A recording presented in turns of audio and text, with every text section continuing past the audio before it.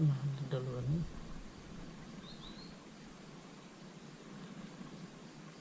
यसलाई गोल डल्लो गरेपछि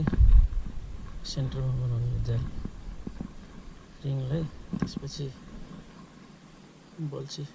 यस्तो उल्टो ठाडो गरेर यस्तो भित्र गाड्ने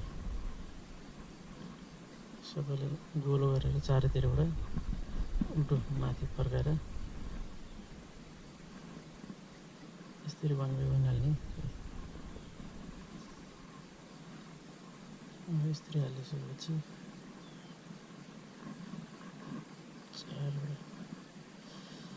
चारवटा हाल्यो हामीले यसमा एउटा छोडिदिन्छु यता बाहिर साइडको अङ्गुरीको लागि छुट्टै माछाले छिटो खान्छ यसमा छिटो झर्छ यसमा माछाले भेट्छ एकैचोटि अर्को दुईवटा अङ्गुरी बनाएर छोडिदिनु कसैले दुईवटा बनाउँछ कसैले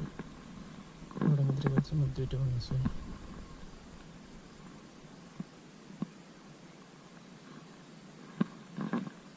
यति गरेपछि चुप्पै रेडी हो यसमा अड्कने हुन्छ सजिलो फेर्नको लागि